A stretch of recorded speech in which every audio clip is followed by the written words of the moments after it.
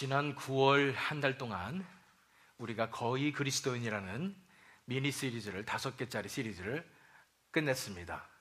이제는 우리가 계속 하고 있었던 십자가의 복음 시리즈로 다시 돌아옵니다. 십자가의 복음 시리즈는 제가 전에 말씀드렸듯이 25개짜리 시리즈입니다. 그래서 십자가의 복음 시리즈로 들어가서 이제 마무리를 하는 그런 단계에 우리가 왔습니다. 십자가 복음 시리즈를 통해서 우리가 조직신학적으로 십자가 복음이 무엇인가에 대해서 우리가 살펴보았습니다. 먼저 하나님에 대해서 우리가 5시간을 통해서 살펴봤고요. 인간에 대해서, 인간과 죄악에 대해서 5시간을 통해서 살펴봤고요. 예수님에 대해서 5시간을 통해서 살펴봤고요. 성령님에 대해서 살펴봤습니다. 바로 지난 시간은 한 달 전이지만 우리가 무엇에 대해서 살펴봤냐면 구원의 서정에 대해서 살펴봤습니다. 구원의 단계, 구원의 순서에 대해서 살펴본 것입니다. 이렇게 이제는 우리가 십자가 복음 시리즈를 마무리하는 단계로서 구체적으로 이 십자가 복음의 의미가 무엇인지를 우리가 하나하나 살펴보도록 하겠습니다.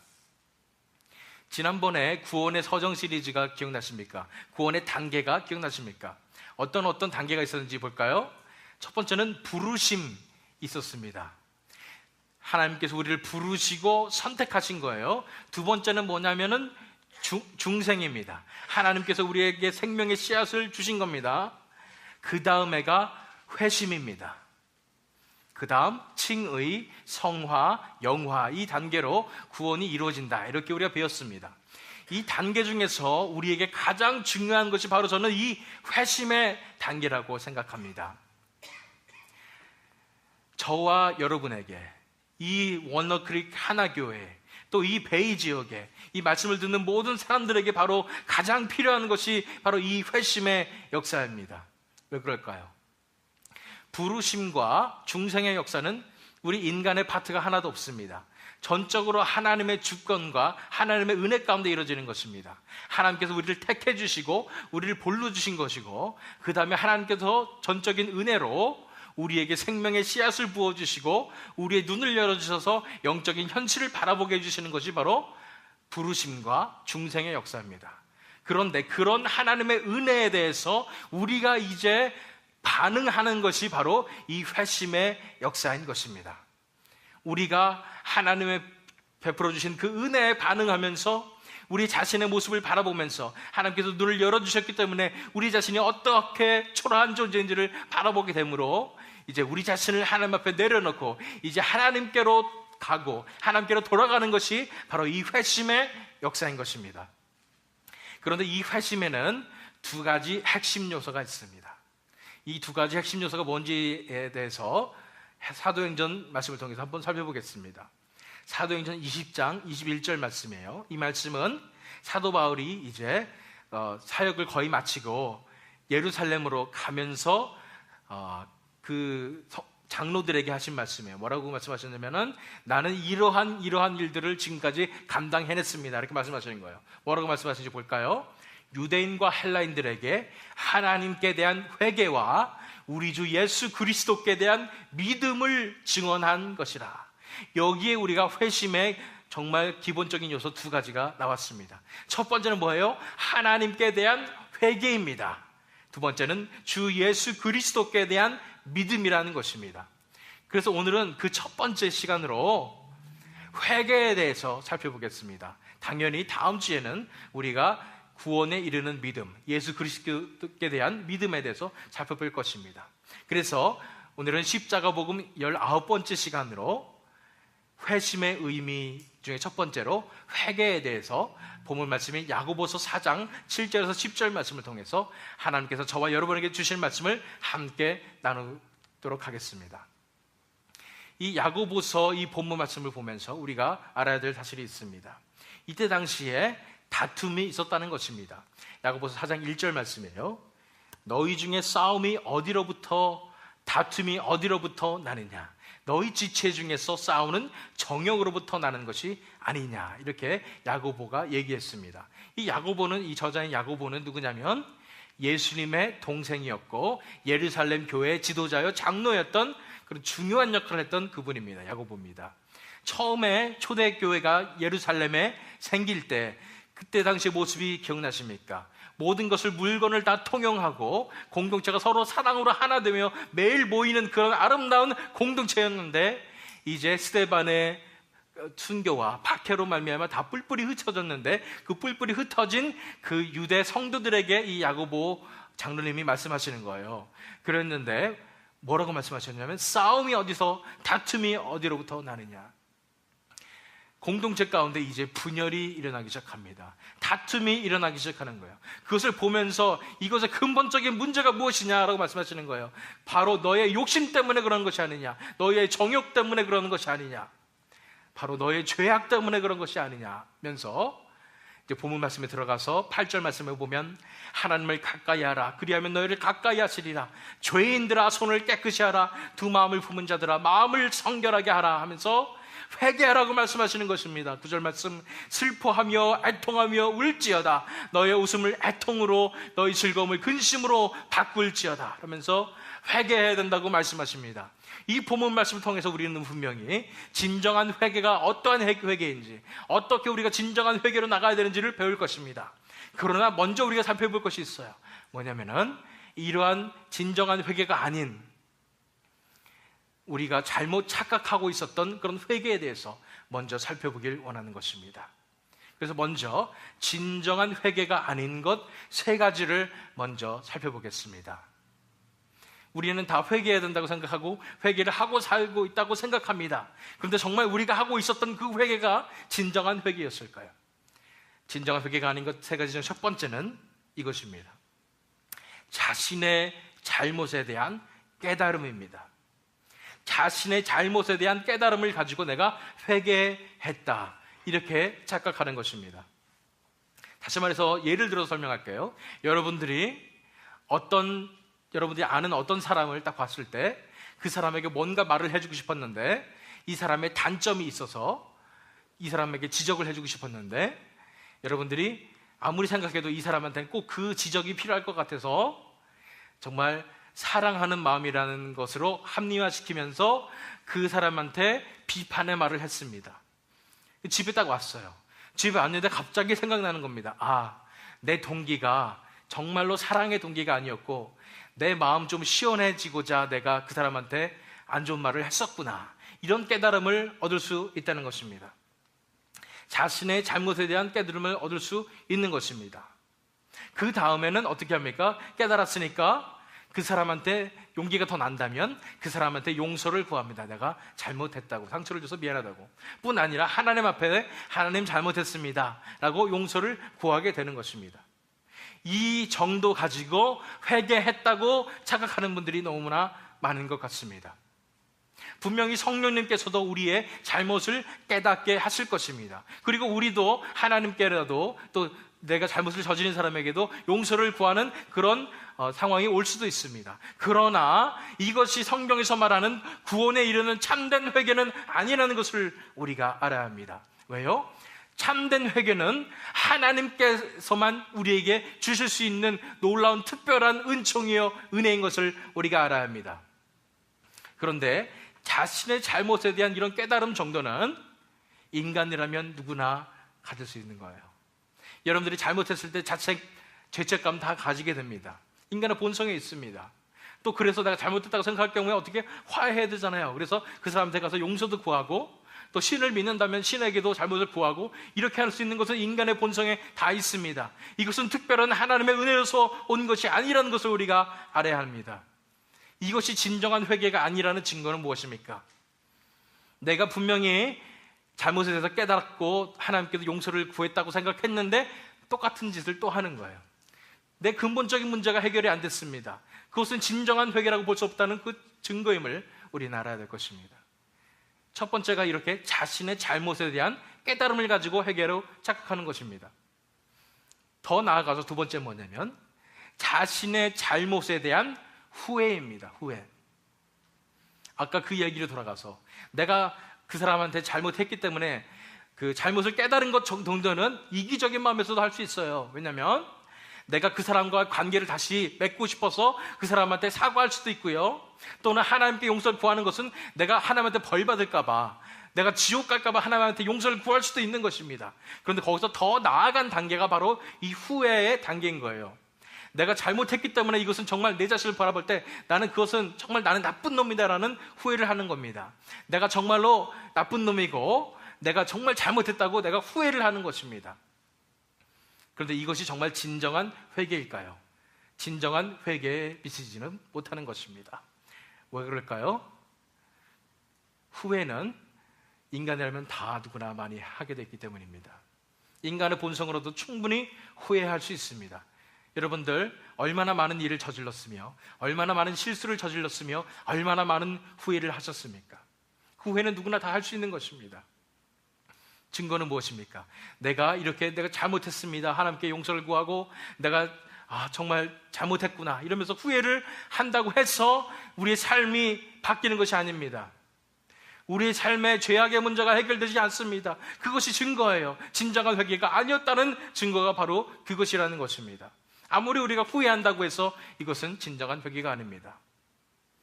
그 다음 더 넘어서서 무엇까지 회개가 아닌지 보시기 바랍니다. 세 번째는 이제는 잘못을 저지르지 않겠다는 그 다짐, 이것도 진정한 회개가 아닙니다.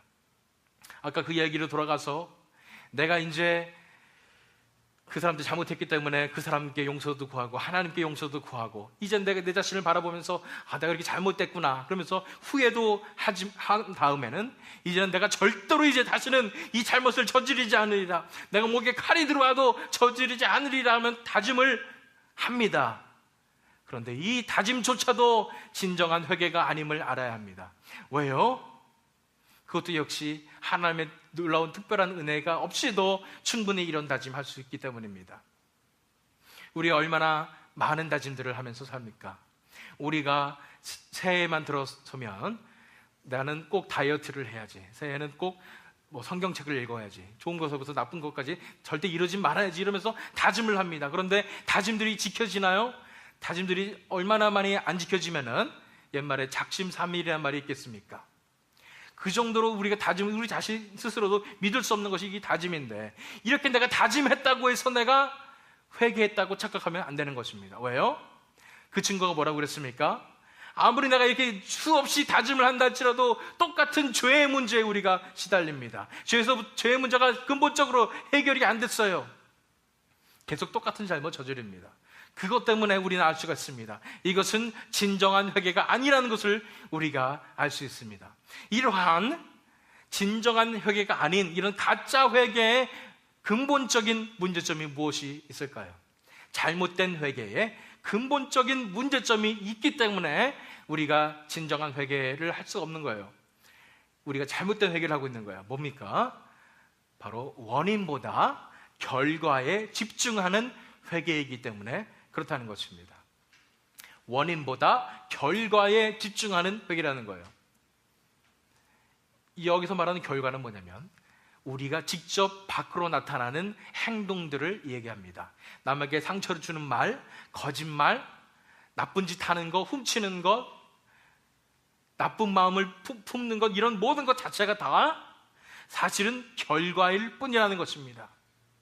그거의 원인이 분명히 있는데 원인을 고치려고 하지 않고 나타난 증상들만, 결과들만 고치려고 하다 보니까, 그것만 회개하다 보니까, 그거에 집중하는 회개다 보니까 근본적으로 고쳐지지 않는다는 것입니다. 만약에 여러분들이 몸속에 종양이 생겼다고 생각해 보십시오. 그런데 여러분들이 병원에 갔더니 의사가 종양이 있으니까, 염증도 있으니까 열도 나고 이러니까 의사가 해열제를 주고 항생제 주고 이러면서 종양은 전혀 상관을 안 한다고 생각해 보십시오. 그 의사가 제대로 된 의사겠습니까? 아닙니다. 내가 병을 고칠 수 있겠습니까? 못 고칩니다. 왜요? 겉으로 나타나는 증상만 완화시켜준다고 해서 그것이 고쳐지는 것이 아니라는 것입니다. 종양을 도려내야 되는 것입니다. 가장 깊숙한 원인을 우리가 해결해야 되는 것입니다. 우리가 회개해야 할 것은 겉으로 나타난 증상들, 죄의 증상들, 그 결과들이 아니라 우리는 가장 깊숙한 곳에 있는 근본적인 원인을 우리가 치유해야 하는 것입니다. 그 가장 죄악에 깊숙한 원인은 무엇일까요? 그것은 이것입니다. 우리가 회개해야 할 죄악의 근본은 바로 우리 자신의 타락한 본성입니다. 우리가 회개해야 할 죄악의 근본이 바로 우리 자신의 타락한 본성이라는 것이에요.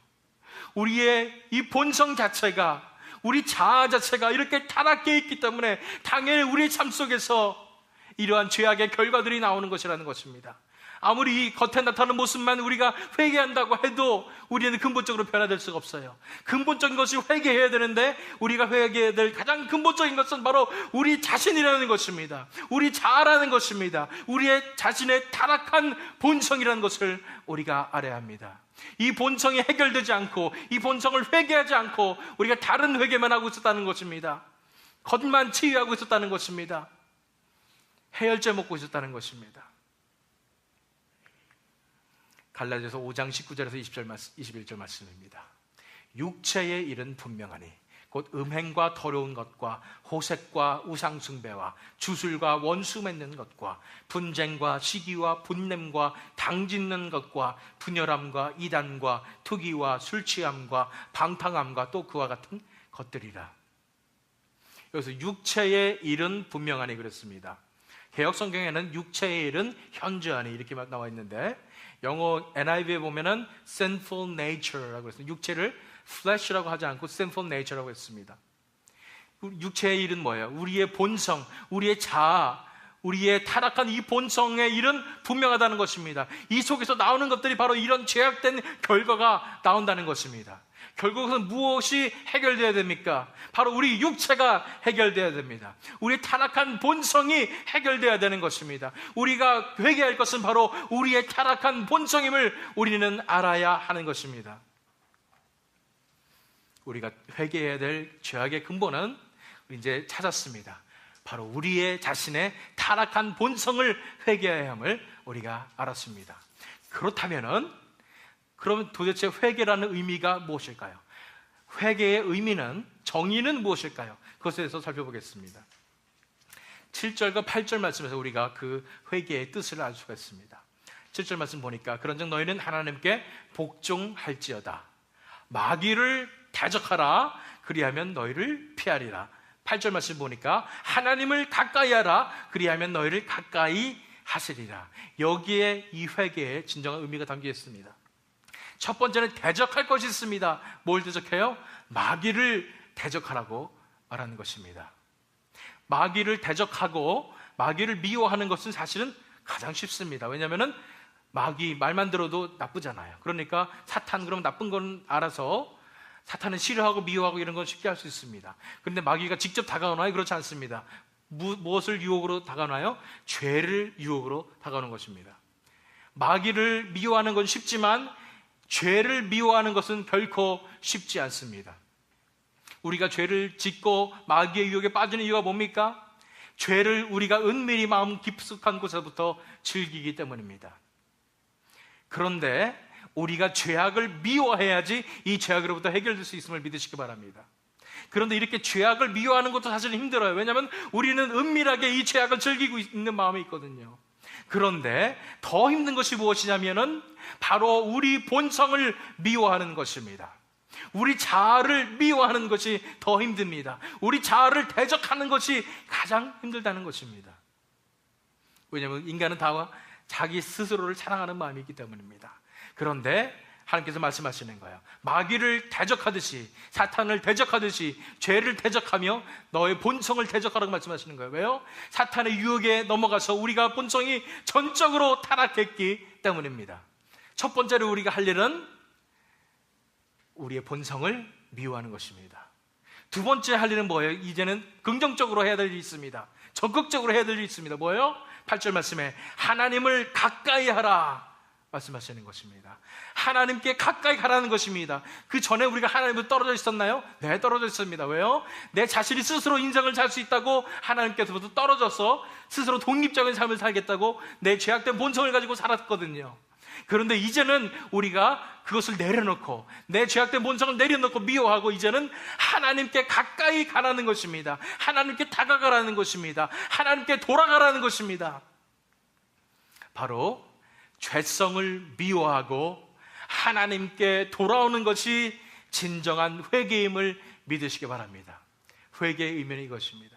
나의 죄성을, 내 본성을 미워하고 이 죄성을 미워하고 이제 내려놓고 십자가에 못 박고 이제는 하나님께 돌아오는 것, 우리가 떨어져 있었던 하나님, 우리가 하나님으로부터 떠났는데 이제 다시 하나님께 돌아오는 것, 이것이 진정한 회개임을 믿으시기 바랍니다. 그렇다면 이러한 진정한 회개로, 하나님께 돌아오는 회개로 우리가 구체적으로 어떻게 나아갈 수 있을까요? 그것을 하나님께 돌아오는 회개를 위한 세 가지 단계라는 것으로 함께 살펴보겠습니다. 하나님께 우리가 돌아오는 회개를 위한 세 가지 단계, 그 첫 번째 단계를 보기 위해서 8절 말씀 보시기 바랍니다. 하나님을 가까이 하라. 그리하면 너희를 가까이 하시리라. 죄인들아 손을 깨끗이 하라. 두 마음을 품은 자들아 마음을 성결하게 하라. 야고보 장로님이 유대 성도들에게 죄인들아 라고 얘기했습니다. 그 다음에는 두 마음을 품은 자들아. 두 마음은 뭐예요? 한 마음은 하나님에 대해서 품고 한 마음은 자기 자신에 대해서 품고 세상에 대해서 품었다는 것입니다. 우리가 인정해야 될 사실이 있다는 거예요. 가장 중요한 문제가 있다는 거예요. 그것이 겉으로 나타난 죄의 결과일 뿐 아니라 가장 깊숙한 곳에 있는 문제가 있다는 것입니다. 그것은 바로 우리 자신의 본성이 너무나 악하다는 것입니다. 우리가 죄인이라는 것입니다. 우리가 두 마음을 품은 자들이라는 것입니다. 첫 번째로 우리가 해야 될 것은 표면의 죄악이 아닌 본성의 죄악됨을 인식하라는 것입니다. 아까 잘못된 회개에서는 우리가 우리의 죄를 그냥 깨닫는 것이라고 얘기했지 않습니까? 그런 표면의 죄악을 깨닫는 게 아니라 이제는 우리 가장 깊숙한 곳에 있는 본성의 죄악됨을 우리는 인식해야 하는 것입니다. 인식할 뿐 아니라 인정해야 하는 것입니다. 우리가 가장 연약한 자임을, 가장 더러운 자임을 우리가 인식할 때 진정으로 우리가 하나님께 돌아오는 회개를 할 준비가 되어 있음을 믿으시기 바랍니다. 제가 매일 기도하는 것이 있습니다. 매일매일마다 저는 하나님 앞에 회개 기도를 하는데, 그냥 제가 이런 잘못했으니까 제가 알게 지은 죄, 모르게 지은 죄 다 용서해 주시고의 기도가 아니라 내 자신의 본성을 내려놓는 기도를 하게 됩니다. 어떻게 기도를 하냐면 제가 하나님, 저는 죄인입니다. 저는 세상에서 가장 더러운 죄인입니다. 하나님, 저는 세상에서 가장 연약한 자입니다. 저는 구원받을 자격도 없고 한순간도 살아갈 자격도 없고 사람들에게 돌팔매질 당해도 아무런 할 말이 없는 그런 죄인입니다. 하나님, 저는 하나님 없이는 소망도 없고 단 한순간도 살아갈 수 없는 죄인입니다 라는 고백을 매일 합니다. 참 신기한 것은요, 이런 기도를 한 지가 제가 오래됐지만은 매일매일마다 이 기도를 할 때마다 저는 하나님의 은혜에 눈물을 흘립니다. 매일매일 이 기도할 때마다 저는 하나님의 임재 가운데 사로잡힙니다. 참 회개의 가장 첫 번째 단계는 바로 내 자신의 본성의 죄악됨을 인식하는 것입니다. 에베소 2장 3절 말씀 보세요. 전에는 우리도 다 그 가운데서 우리 육체의 욕심을 따라 지내며 육체와 마음에 원하는 것을 하여 다른 일과 같이 본질상 진노의 자녀이었더니, 그렇습니다. 우리는 본질상 진노의 자녀였습니다. 우리의 본성은 너무나 타락해서 아무런 선한 것도 없는 본질상 진노의 자녀인 것을 우리가 알아야 합니다. 우리가 너무나 타락했기 때문에 하나님의 진노가 우리 위에 머물러 있는 그런 엄청난 기가 막힌 상황에 우리에게 있음을 우리는 알아야 하는 것입니다. 우리가 그만큼 하나님께서 진노하실 만큼, 분노하실 만큼 우리는 엄청난 죄인임을 우리는 알아야 하는 것입니다. 세상에서 가장 연약한 자이고 세상에서 가장 더러운 자임을 우리는 먼저 고백하고 인정해야 할 것입니다. 그것이 바로 진정한 회개의 시작임을 믿으시기 바랍니다. 겉에 나타나는 모습, 그냥 이거 잘못했어요, 저거 잘못했어요 하는 것도 중요하지만 그것뿐 아니라 가장 깊숙한 본성의 죄악됨을 인식하는 것이 진정한 회개의 시작입니다. 우리가 본성의 죄악됨을 인식한 다음에 그 다음에 어떤 단계로 나갈 수 있을까요? 9절 말씀 보시기 바랍니다. 슬퍼하며 애통하며 울지어다. 너희 웃음을 애통으로, 너희 즐거움을 근심으로 바꿀지어다. 슬퍼하며 애통하며 울라고 말씀하십니다. 왜 그럴까요? 내 본성이 너무나 타락했기 때문이에요. 내가 너무나 보잘것없는 사람이기 때문이에요. 그렇기 때문에 그것도 모른 채, 내 주제도 모른 채 희희낙낙하면서 세상에서 즐겁게 살았던 그 모습을 내려놓고 이제 애통으로 회개하며 즐거움을 근심으로 바꾸라고 말씀하시는 것입니다. 두 번째 단계는 뭐냐면 그냥 후회하는 것이 아니라 뭐예요? 자신의 본성에 대해서 애통하라는 것입니다. 자신의 본성에 대해서 애통하십시오. 애통하는 건 뭐예요? 너무나 슬퍼서 가슴을 치며 우는 것입니다. 땅을 치며 우는 것이에요. 내 자신의 모습이 너무나 더럽기 때문에, 너무나 형편없기 때문에 애통하는 것입니다. 예수님께서 마태복음 5장 4절에 말씀하실 때 애통하는 자는 복이 있나니 그들이 위로를 받을 것이며 라고 했었을 때 애통하는 게 왜 애통하는 것일까요? 바로 우리 자신의 모습을 바라보며 가슴을 치며 애통하는 것임을 우리는 알아야 합니다. 현대교회의 모습에서 우리가 알 수 있는 것은 현대교회의 예배 가운데 밝고 즐겁고 또 캐주얼하고 이런 것을 너무나 강조하는 것을 보게 됩니다. 그런데 정말 하나님 앞에 나아간다면, 하나님의 영광의 임재 앞에 나아간다면 우리에게 먼저 찾아와야 될 반응은 바로 애통한 것입니다. 왜요?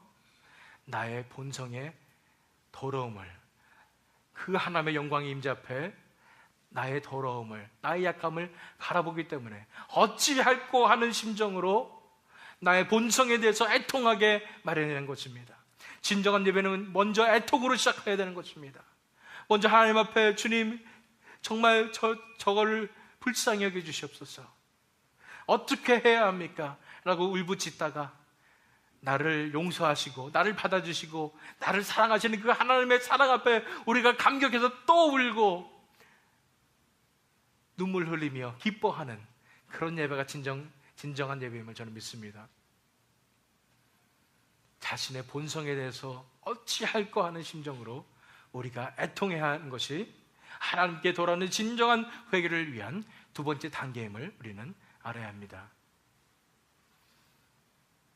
마지막 세 번째 단계를 위해서 8절 말씀 다시 보겠습니다. 하나님을 가까이 하라. 그리하면 너희를 가까이 하시리라. 죄인들아 손을 깨끗이 하라. 두 마음을 품은 자들아 마음을 성결하게 하라. 손을 깨끗이 하라, 마음을 성결하게 하라 말씀하십니다.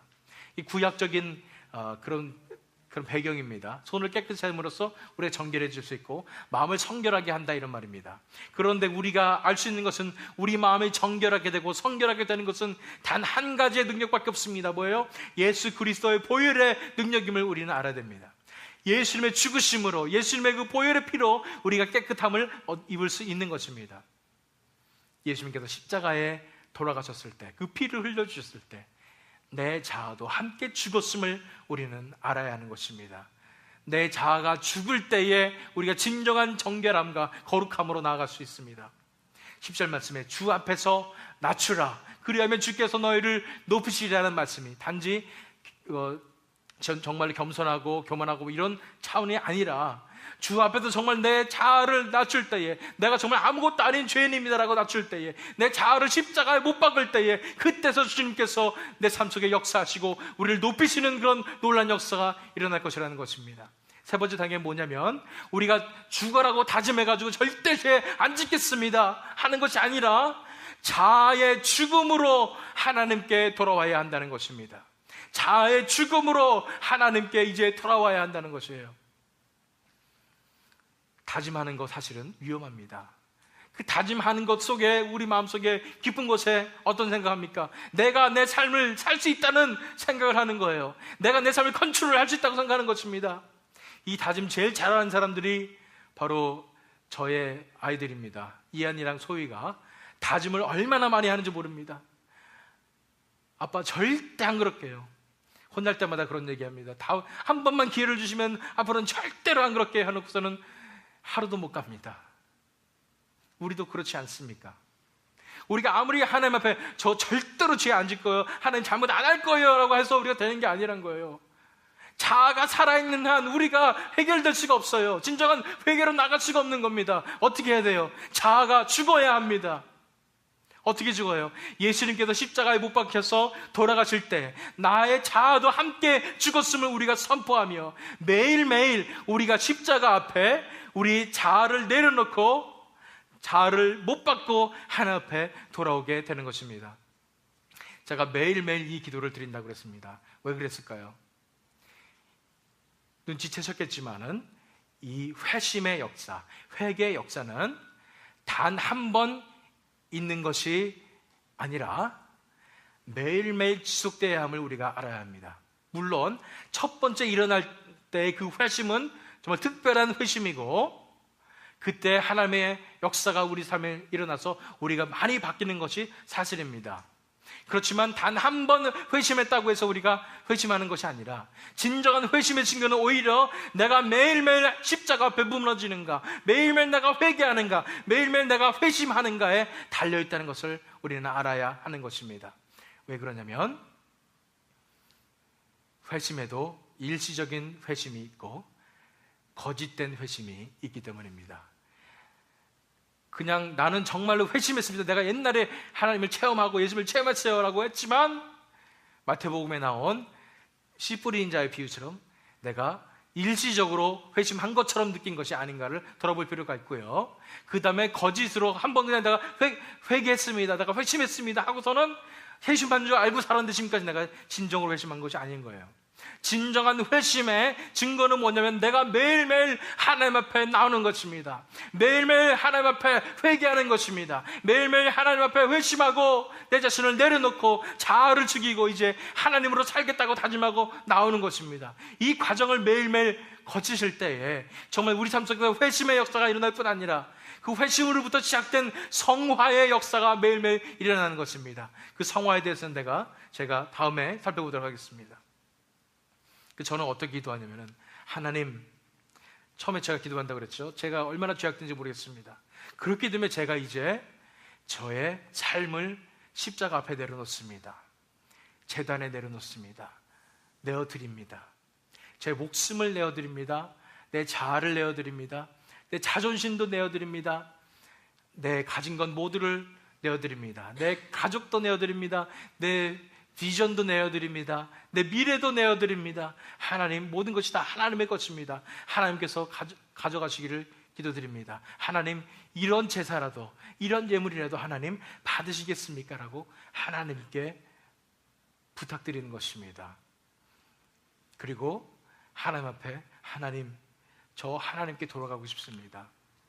하나님, 정말 하나님 임재 속으로 제가 돌아가고 싶습니다. 저를 받아주시겠습니까? 당연히 하나님께서 날 받아주셔야 되는 게 아니에요. 나의 이 죄악된 모습을 알면은 하나님 앞에 하나님의 처분에 맡기게 돼 있어요. 하나님, 저 같은 자도 하나님께서 받아주시겠습니까? 하나님, 받아주세요. 간절히 하나님 앞에 부르짖게 되는 것입니다. 그럴 때 하나님께서 받아주실까요? 누가복음 15장 18절에서 20절 말씀입니다. 잘 아시는 탕자의 비유예요. 내가 일어나 아버지께 가서 이르기를 아버지, 내가 하늘과 아버지께 죄를 지었사오니 지금부터는 아버지의 아들이라 일컬음을 감당하지 못하겠나이다. 나를 품꾼의 하나로 보소서 하리라 하고 이에 일어나서 아버지께로 돌아가니라. 아직도 거리가 먼데 아버지가 그를 보고 측은히 여겨 달려가 목을 안고 입을 맞추니. 이 탕자는 자기가 잘못한 거 분명히 알았습니다. 아버지 재산을 떼어가지고 가서 다 탕진을 했거든요. 그런데 이 탕자가 가서 제가 아빠한테 이런 잘못했습니다. 죄송해요. 이런 거 한 거 아니에요. 죄를 졌다는 거 당연히 인정하지만 뭐라고 해요? 지금부터는 이제 제가 아버지의 아들이 아닙니다. 그 자기 자신을, 존재를 내려놓습니다. 나 이제 아버지 아들 아니고요. 저를 품꾼의 하나로 보십시오. 나는 이렇게 죽어도 싼 사람이지만 그래도 하나님 아버지, 나를 품꾼의 하나로라도 나를 봐주십시오.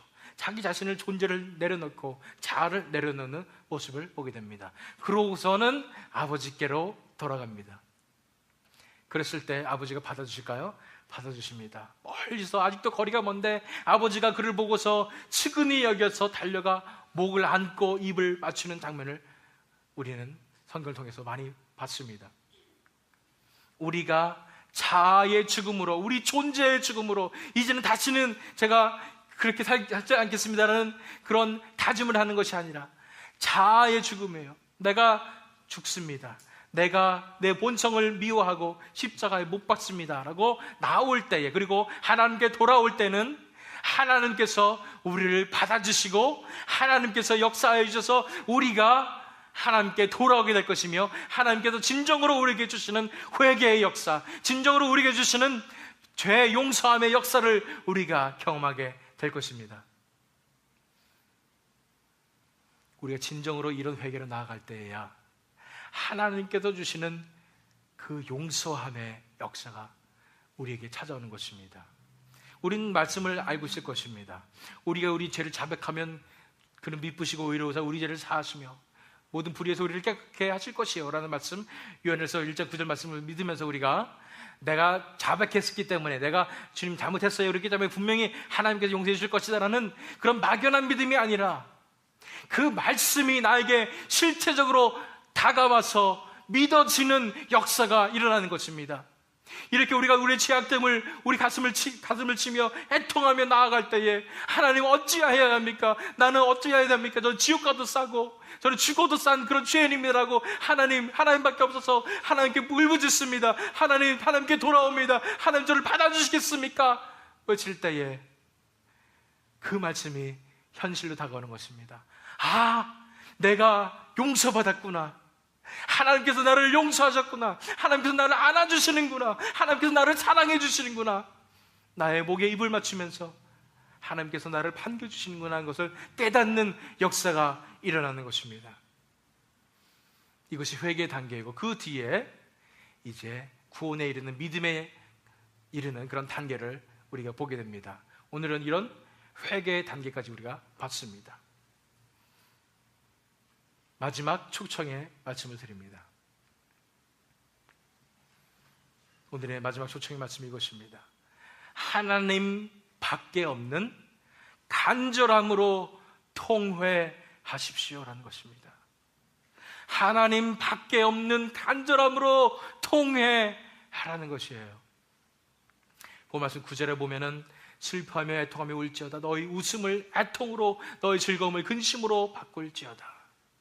진정으로 자신의 죄악됨을 깨달은 사람들은, 자신의 본 모습을 바라본 사람들은 더 이상 웃음을 찾을 수가 없어요. 하나님 밖에는 웃을 데가 없습니다.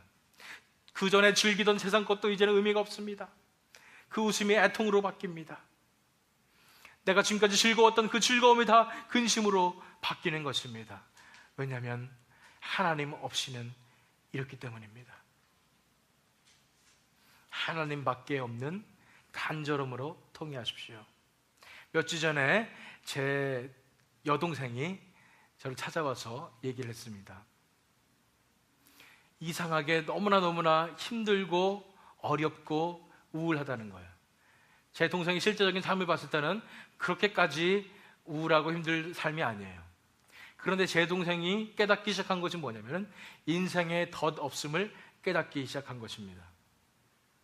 인생이 너무나 허무하다는 것을 깨닫는 거예요. 지금 내가 어려운 것도 하나도 없는데 이상하게 마음속에 우울합니다. 제 동생이 짝이 없는데 결혼하면은 괜찮을까? 그런데 결혼해도 이런 허무함을 가질 수가 없다는 것을 깨달은 것입니다. 다른 사람들의 인생을 바라보니까 저 사람들은 무슨 재미로 살까? 저렇게 열심히 노력하면서 돈 벌면서 살면 그 사람들은 행복할까? 이런 생각을 하게 되었다는 것입니다. 하나님께서 보여주신 거예요. 인생의 덧없음을 보여주신 거예요. 그렇게 열심히 노력해서 열심히 공부해서 뭐 할 거냐고 하나님께서 말씀하시는 거예요. 그거 이루면 행복하겠냐고 하나님께서 말씀하신 거예요. 생각해 보니까 행복할 게 없다는 거예요. 지금 이 상황 속에서도 나는 아무것도 필요 없다는 것을 알게 됐다는 것입니다. 그래서 하늘나라 가고 싶다고 그런 얘기를 하면서 차라리 죽는 게 나을 것 같다고 이런 우울한 증세까지 왔습니다. 전 그것이 아주 비관적인 상황이 아니라고 생각을 합니다. 왜냐하면 하나님께서 그 상황을 몰아가신 거예요. 어떻게 노력을 해도 어떻게 다른 것으로 즐거움을 찾으려고 해도 즐거움을 찾을 수가 없어요. 다른 사람이 아무리 열심히 노력하는 삶을 봐도 그 삶을 보면서 불쌍하다는 생각밖에 안 드는 거예요. 그거에서 뭐하지? 이런 생각이 드는 거예요. 결국은 제 동생이 고백할 것은 한 가지밖에 없었다고 합니다. 하나님밖에 없다. 하나님만이 나의 이 공허한 마음을 채워줄 수 있다라고 고백을 했는데, 문제는 아무리 노력을 해도 하나님이 찾아오시지 않는다는 거예요. 아무리 노력을 해도 하나님이 만나주시지 않는다는 거예요. 열심히 기도했다고 합니다. 새벽 기도마다 나가서 부르짖고 평소보다도 훨씬 더 큐티도 많이 하고 성경책도 많이 읽고 설교도 듣고 열심히 노력하는데 아무리 노력하면서 찾아도 하나님이 만나주지 않았다는 것입니다. 하나님이 왜 그렇게 하셨을까요?